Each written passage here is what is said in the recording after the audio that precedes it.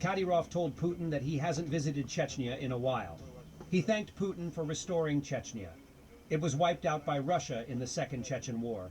The submission of Chechnya was always presented as one of Putin's great achievements, and has won him a lot of popularity within the Russian Federation.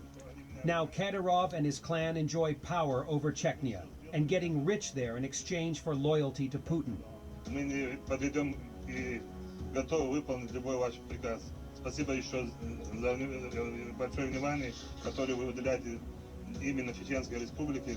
Но я хотел бы передать от наших старейшин слова такие, что они меня ругают за то, что вы не приезжаете к нам в республику.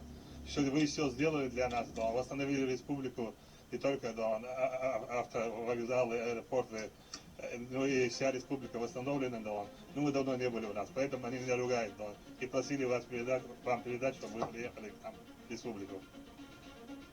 Some thoughts about the Kadyrov clan. 18-year-old Akhmat Kadyrov, another son of Ramzan Kadyrov, has been appointed to a position in the Chechen government. He became first deputy minister of physical culture, sports and youth policy. Ramzan Kadyrov appoints his children, sons and daughters, to administrative positions under the supervision of his associates. He prepares his successors and strengthens his clan. It is also possible to say that Kadyrov plans to eventually provide federal careers for his offspring. Ramzan Kadyrov's official biography states that he has 10 children, 4 sons and 6 daughters. But in July 2020, after the U.S. imposed sanctions on the Kadyrov family, he wrote, "Okay, if I were 100 times a human rights violator, how do you explain the sanctions against my wife and my daughters? By the way, in addition to my 2 daughters, I have 12 other children. Feel free to include them in the sanctions lists."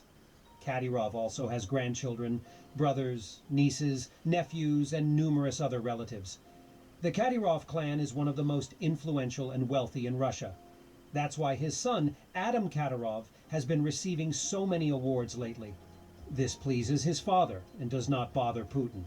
As long as Kadyrov is sitting in Chechnya awarding his children, few people will be interested in the situation in the Republic. Everyone understands perfectly well that the main thing is that Putin does not want a third Chechen war. In Russia, there has long been a situation where Putin says neither yes nor no in many sensitive cases. So officials themselves walking through a minefield decide what is allowed and what is not. The current awards for Adam Kadyrov and positions for his other children are like that too. Putin is silent. Kadyrov has become more active, and Russian officials are watching. Thus, Kadyrov creates a basis for a possible transfer of power. And on the other hand, he equips all key positions in the Republic with his sons and more distant relatives. Ramzan Kadyrov remembers very well how, sometime after his father's death, he had to wait for his appointment because his age did not allow him to take the position immediately. Therefore, it is necessary to change the Chechen constitution within a year or two and prepare the possibility of an instant transfer of power. Of course, reality always makes its own amendments, but Kadyrov, like any dictator, thinks in ideal terms. And no less important for understanding the processes, Kadyrov knows that Putin will not oppose this. The second reason is an attempt to make himself indispensable in the event of a power transition. Putin is 71 years old, and a number of Russian politicians have already started to think about the transit of power and their role in this process. Kadyrov has long been trying to become the chief Muslim of Russia. The war makes Kadyrov indispensable in many ways, with a 61% level of trust in him. And Russians consider him the second most important military leader of this war, 18%, with only Prigozhin above him with 19%, according to recent polls. Kadyrov's task is not to lose this level of trust and to prove to everyone that without his clan, the Caucasus, which is not going to secede anywhere now, may start thinking about separating after Putin's death. Recognize this guy?